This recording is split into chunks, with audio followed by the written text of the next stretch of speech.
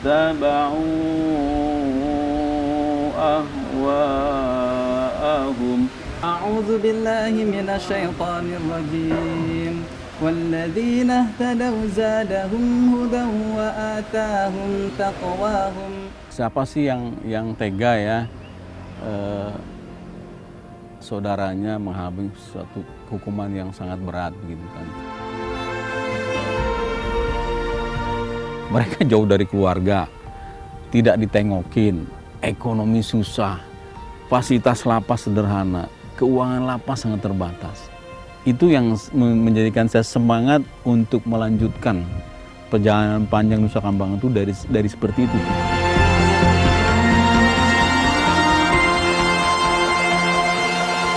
Saya insya Allah sampai Allah memanggil saya gitu. Sepanjang saya masih fisik kuat, mental kuat, sehat, yang saya minta itu sehat, lancar perjalanan ya. Soal yang lain ngikuti di belakang saya gitu. Saya zero expectation.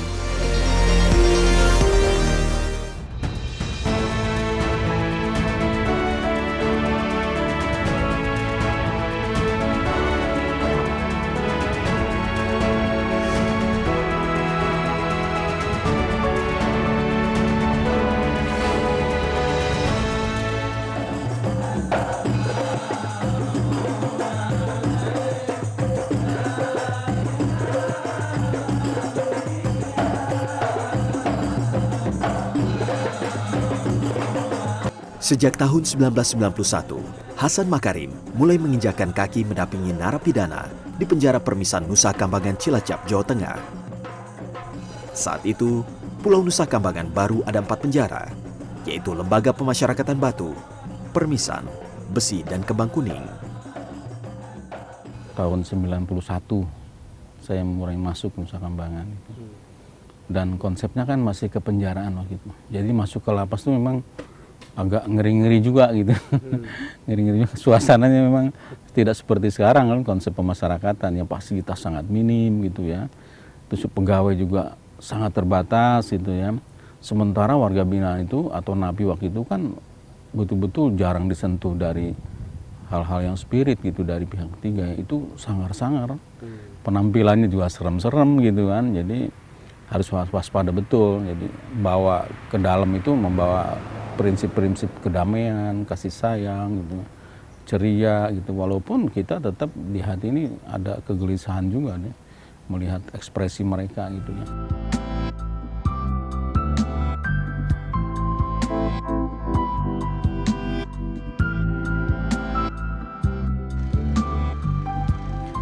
Tidak hanya kondisi lembaga pemasyarakatan yang masih minim sarana prasarana, serta pegawai lapas yang masih terbatas, Hasan Makarim juga harus menyeberang dengan kapal kecil, akses jalan yang masih rusak, dan juga sarana transportasi yang sangat terbatas. Dalam sepekan, Hasan Makarim bisa 2-3 kali menyeberang ke Pulau Nusa Kambangan untuk bertemu para narapidana. Assalamualaikum. Waalaikumsalam warahmatullahi wabarakatuh. Mas Robi, apa kabar Mas Robi? Alhamdulillah baik. Lama gak jumpa nih Mas Allah. Ingat zaman eksekusi ya. Luar biasa. Sekarang mau ketemu. Mau kunjungan biasa. Kunjungan pembinaan. Kalau saya ikut boleh. Boleh. Sangat boleh. Penting malah. Siap. Insyaallah. Ini Bapak walaupun ini tetap ini ya, prosedurnya iya. tetap ketat gitu ya. Ketat Pak. betul. Hari-hari. Semua yang mau masuk periksa. Iya.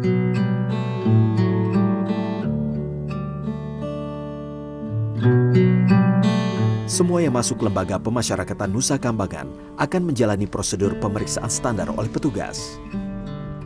Denny Setia Maharwan menjadi saksi perjalanan Hasan Makarim. Denny adalah alumni STPDN, terpidana mati kasus narkoba yang sejak tahun 2000 mendekam di Lapas Cipinang. Pada tahun 2007, dia dipindah ke Lapas Nusa Kambangan. Berkat pendampingan rohani yang dilakukan Hasan Makarim dan lembaga pemasyarakatan, pada tahun 2012, Denny berhasil mendapatkan perubahan hukuman dari pidana mati menjadi pidana seumur hidup. Bagi Denny, Lebaran tahun ini merupakan lebaran yang ke-23 kali di penjara. Sosok Ustadz Hasan Makarim memiliki makna yang tidak hanya menjadi guru atau pembimbing, akan tetapi bisa menjadi saudara dan sahabat yang baik. Bagi saya, Pak Ustadz Hasan itu yang berarti sampai dengan sekarang telah membina saya, membimbing saya dari tahun 2007 sampai dengan saat ini di Lapas Kemang Kuning, beliau terus membimbing saya. Artinya ketika banyak memberikan pemahaman, nasihat kepada saya di awal-awal kami bertemu, sehingga memantapkan saya untuk bertobat kepada Allah Subhanahu wa Ta'ala dengan taubatan nasuha, untuk bertekad berperilaku baik.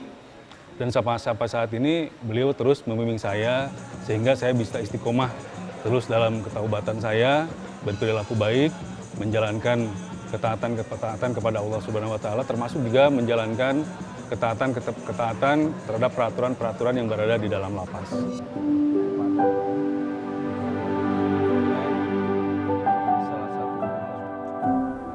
Terpidana seumur hidup kasus terorisme Poso, Muhammad Agung Hamid, juga melihat dan merasakan betapa Ustadz Hasan Makarim tidak lelah berdakwah kepada para narapidana di lembaga pemasyarakatan di Pulau Nusa Kambangan. Bagi terpidana kasus terorisme, Ustadz Hasan Makarim juga membantu menyadarkan mereka dari paham radikal untuk kembali mengakui keberadaan Negara Kesatuan Republik Indonesia. Tidak hanya itu, Ustadz Hasan Makarim juga membantu para narapidana untuk memiliki keahlian sebagai bekal pada saat nanti mereka keluar kembali ke masyarakat.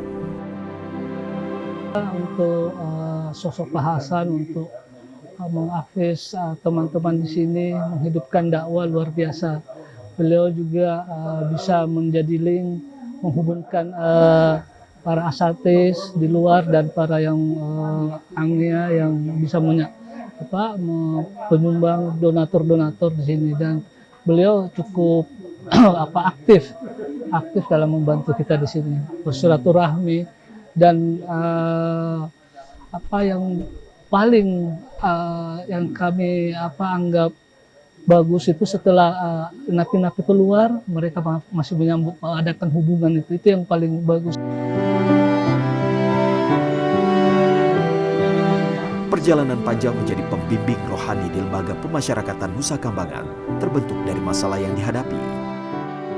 Kondisi narapidana yang secara kemanusiaan butuh perhatian di tengah kondisi ekonomi, keluarga yang tidak mendukung, serta keterbatasan sarana dan prasarana yang ada. Saya semakin panjang itu perjalanan yang makin sulit, itu saya makin semangat. Makin semangat, kenapa? Karena di dalam tuh banyak saudara kita gitu. Mereka jauh dari keluarga, tidak ditengokin, ekonomi susah, fasilitas lapas sederhana, keuangan lapas sangat terbatas. Itu yang menjadikan saya semangat untuk melanjutkan perjalanan panjang Nusa Kambangan itu dari seperti itu tuh. Bukan dari yang membahagiakan. Allahu ala qulubihim wattaba'u ahwa'ahum. Pokoknya memberikan keyakinan, doa, zikir, ayat-ayat, hadis yang motivasi dia bahwa kematian itu semua orang bakal mati. Kalau jenengan ini diterima dengan tabah sabar, disikapi dengan ibadah, tobat, ini sebuah kebahagiaan dan keberuntungan. Tidak semua orang meninggal dunia itu diberitahu sehingga bisa mempersiapkan diri, mempersiapkan mental dengan usaha ibadah, tobat, zikir, doa dan sebagainya. Ini satu keberuntungan sebenarnya. Jadi terus kita motivasi begitu. Ya, tetap sih kita kalau sudah selesai ada rasa galau misalnya gitu ya, terbayang.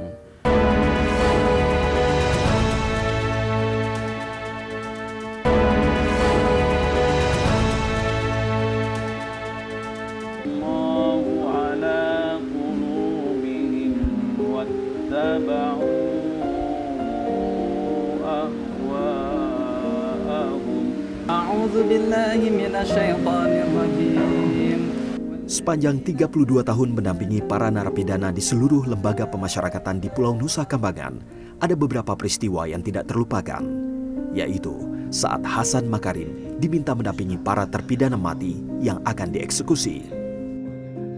Mereka yang didampingi Hasan Makarim hingga menjemput ajal, diantaranya Imam Samudra, Amrozi, dan Mukhlas. Ketiga terpidana mati kasus bom Bali ini menjalani eksekusi mati di hadapan tim penembak dari Brimob atas perintah kejaksaan di Lembah Nirbaya, Pulau Nusa Kambangan tahun 2008 lalu.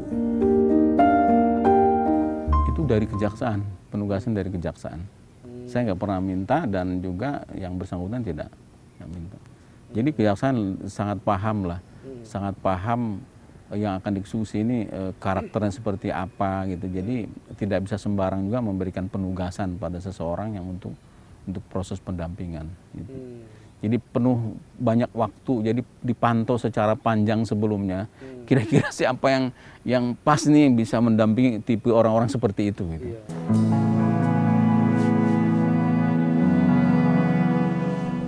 Ada kejadian yang masih diingat Hasan Makarim saat menenangkan Imam Samudra, Amrozi, dan Mukhlas. Ketika itu, mereka emosi dan marah kepada petugas lembaga pemasyarakatan saat hendak diisolasi menjelang eksekusi. Dengan kelembutan, Hasan Makarim mampu menurunkan emosi Imam Samudra, Amrozi, dan Mukhlas. Ya itu menjelang isolasi kan sholat Jumat bareng gitu ya, sholat Jumat bareng. Jadi memang saya pesan paling begini, jaga keikhlasan. Dan sempat waktu ada sedikit ini ekspresi mau emosi dengan petugas waktu itu. Saya hanya nunjuk jari begini ke mulutnya begini, terus kasih kode begini. Nggak jadi marah dia. Gitu. Si trio. Iya, terutama Imam Samudra ya. Itu artinya bertiga, Imam Samudra yang paling saya bilang. Gitu. Alhamdulillah bisa dikendalikan.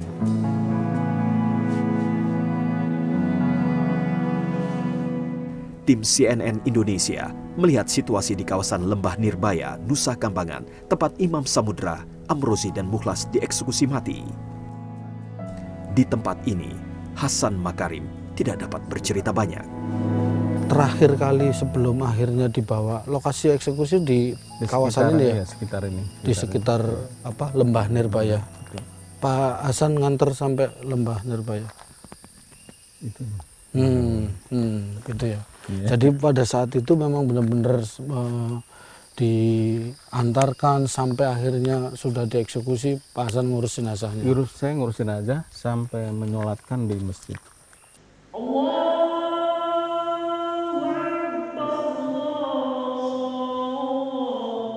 Tidak hanya di kawasan Lembah Nirbaya, tim CNN Indonesia juga melihat masjid tempat jenazah Imam Samudra disolatkan sebelum diserahkan ke pihak keluarga.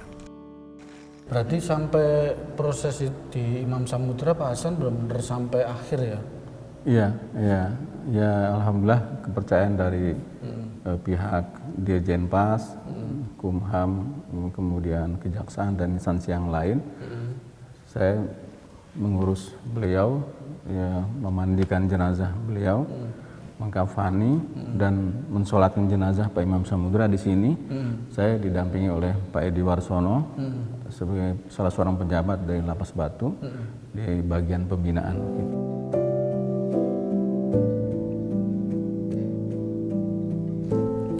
Pada tahun 2015, Hasan Makarim juga dipercaya mendampingi terpidana mati kasus narkoba Rani asal Cianjur. Dia divonis mati pada tahun 2000 karena ketahuan hendak menyelundupkan narkoba ke London. Dan pada tahun 2016, Hasan Makarim juga mendampingi terpidana mati kasus narkoba Freddy Budiman. Menurut Hasan Makarim, Freddy Budiman merupakan terpidana mati yang sejak awal bertemu langsung menyatakan bertobat. Bahkan pada saat-saat terakhir menjelang eksekusi mati, Freddy Budiman masih menjadi imam sholat asar. Untuk memperkuat kesiapan mental kan perlu ada penghargaan. Pas sholat azan asar gitu kan, asar saya sama ibunya sama keluarganya itu, yuk kita sholat berjamaah, Imam di sini sebelah, ada tikar disiapin gitu. Imamnya siapa? Imamnya saya dengan hormat saya minta yang jadi imam sholat asar adalah Pak Freddy Budiman. Nah itu. Freddy Budiman mimpin sholat asar berjamaah. Itu satu hadiah kehormatan mimpin sholat wajib asar berjamaah. Saya sebagai makmumnya. Sebagai makmum di belakang beliau. Cukup pede, bagus. Luar biasa.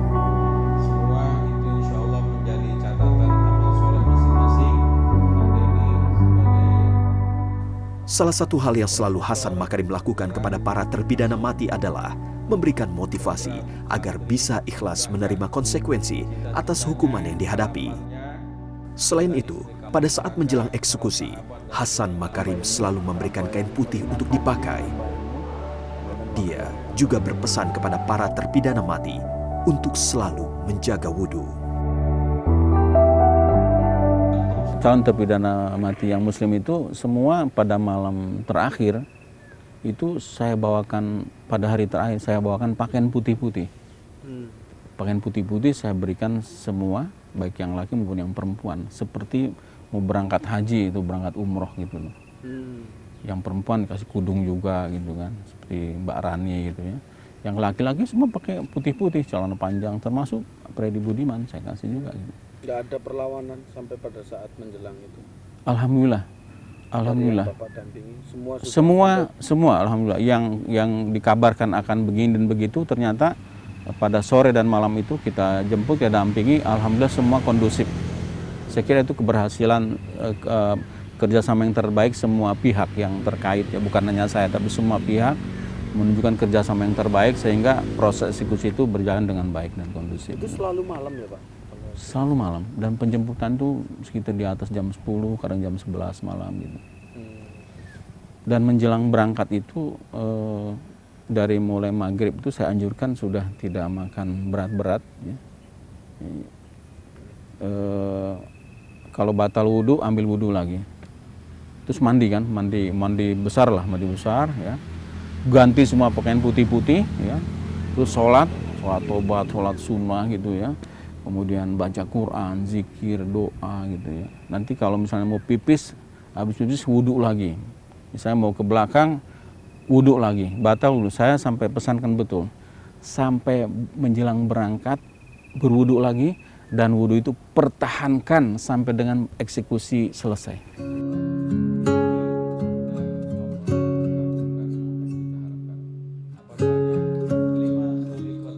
Dari pengalaman mendampingi eksekusi terpidana mati, Hasan Makarim membuktikan bahwa ajal itu betul-betul di tangan Allah. Contohnya, terpidana mati kasus narkoba asal India, Gurdip Singh, yang sudah masuk daftar eksekusi mati. Saat hendak dieksekusi, pemerintah membatalkan hukuman tersebut. Gurdip Singh orang warga negara India, tapi dia Muslim. Nah, minta duluan Pak berangkat, saya minta duluan berangkatnya. Saya dari sisi ini saya menilai positif, dia ada kesiapan mental. Tapi sisi lain saya agak kasih nasihat, jangan bicara begitu, saya bilang. Kematian itu hak Allah, bukan hak kita buat anak Anda. Dan Anda ini belum tentu mati malam ini, saya bilang gitu. Belum tentu mati malam ini, sabar. Zikir, doa aja dulu, saya bilang gitu. Yaudah Pak Ustadz, saya sabar gitu. Tenang aja ya. Gitu. Ternyata sampai menjelang jam 12-an, itu yang disuruh dampingi sama petugas, saya dipanggil hanya untuk dampingi Freddy Budiman. Saya tanya yang lain, gimana komandan? Kosong. Oh berarti yang tadi minta duluan ditunda dia, masuk daftar yang ditunda. Nggak jadi ditunda. Sampai sekarang ya Pak? Sampai sekarang masih ada di lapas Kembang Kuning dia. Tapi saya kan dijegat sama istrinya di Sodong. Dijegat sama istrinya itu, mana mayat suami saya? Mana mayat suami saya? Begitu kan. Ibu, saya bilang suami ibu masih hidup, nggak jadi eksekusi. Pak Ustadz jangan bohongi saya, gitu. Karena dia pengen lihat jenazahnya kan, jangan bohongi saya. Ibu besok pagi saya bilang naik ke Lapas Batu dengan saya. Suami ibu masih hidup, baru agak kendor dia. Sebagai manusia, Hasan Makarim tetap memiliki jiwa yang tidak tega saudaranya mengalami hukuman yang berat. Akan tetapi, Hasan Makarim harus tegar untuk menjalankan tugas membimbing dan mendampingi para terpidana mati. Siapa sih yang tega ya saudaranya mengalami suatu hukuman yang sangat berat begitu kan, satu sisi. Tapi di sisi lain saya sebagai pendamping ya, sebagai memberikan nasihat, ya harus tegar saya. Harus tegar. Nah kalau saya galau gimana, Pak? Iya kan? Saya harus tegar itu kan. Pokoknya memberikan keyakinan, doa, zikir, semua ayat-ayat, hadis yang motivasi dia bahwa kematian itu semua orang bakal mati. Kalau jenengan ini diterima dengan tabah sabar, disikapi dengan ibadah, tobat. Ini sebuah kebahagiaan dan keberuntungan. Tidak semua orang meninggal dunia itu diberitahu sehingga bisa mempersiapkan diri, mempersiapkan mental dengan usaha ibadah, tobat, zikir, doa dan sebagainya. Ini satu keberuntungan sebenarnya itu. Jadi terus kita motivasi begitu. Ya, tetap sih kita kalau sudah selesai ada rasa galau misalnya gitu ya, terbayang.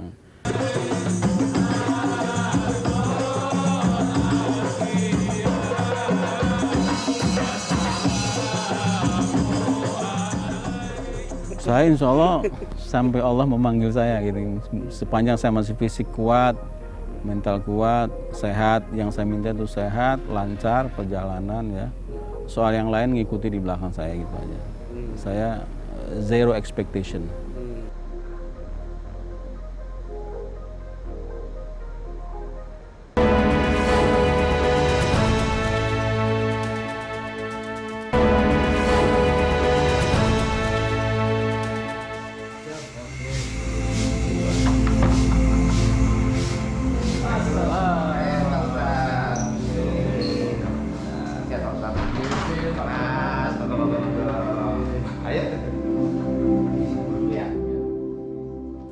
Keberadaan Hasan Makarim tidak hanya dibutuhkan para narapidana. Lembaga pemasyarakatan juga sangat membutuhkan peran Hasan Makarim, terutama saat kerusuhan seperti di Lapas Pasir Putih, Lapas Permisan, dan Lapas Batu. Hasan Makarim hadir untuk menenangkan para narapidana yang sedang emosi dan melakukan perusakan.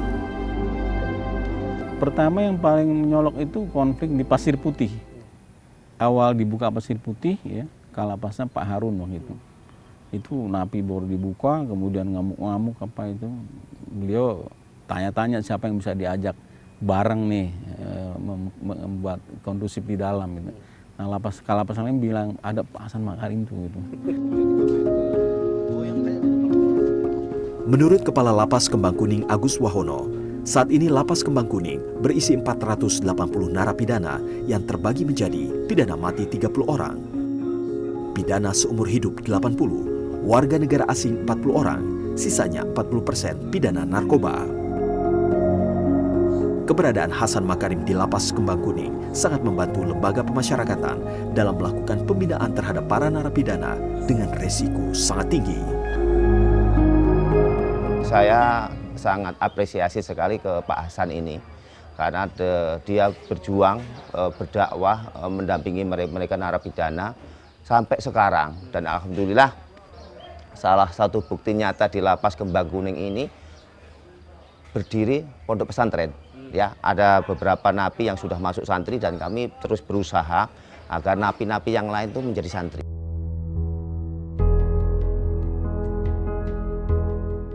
Kepala Lapas Batu Nusa Kambangan, Mardi Santoso, merupakan koordinator wilayah seluruh lapas di Nusa Kambangan.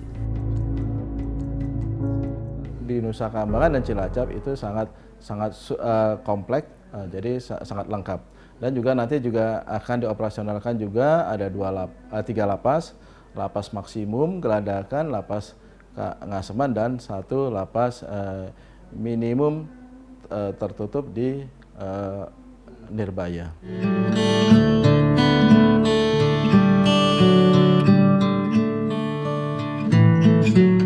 Selain melibatkan Hasan Makarim sebagai pembimbing narapidana yang beragama Islam, lembaga pemasyarakatan juga melakukan pembinaan, terutama di Lapas Medium, yaitu Lapas Kembang Kuning, dan Lapas Permisan, berupa pelatihan kemandirian. Seperti di Lapas Permisan, program kemandirian terdiri dari membatik, sablon, dan beragam kerajinan seperti kaligrafi, dan juga modifikasi motor antik. Dengan pelatihan kemandirian, narapidana nantinya setelah bebas bisa kembali ke masyarakat dan memiliki kemampuan untuk bekerja atau bertahan hidup. Dosen Psikologi Universitas Muhammadiyah Purwokerto melihat kondisi psikologi narapidana di dalam lembaga pemasyarakatan mengalami tekanan stres dan depresi. Karena itu, keberadaan Hasan Makarim yang melakukan pendampingan dari sisi keagamaan membantu narapidana dalam menjalani dan menerima hukuman yang sedang dijalani.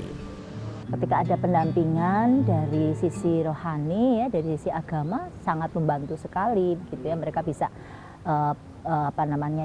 berusaha untuk atau menyadarilah kesalahan gitu, jadi kemudian mungkin bertobat ya, kemudian juga bisa mengurangi perasaan-perasaan gelisah gitu ya. Kalau kita baca itu kan misalnya sholat, ibadah itu kan bisa mengurangi perasaan cemas gitu ya, membuat hati lebih tenang gitu ya. Dan ini memang dari sisi psikologi sangat membantu sekali gitu.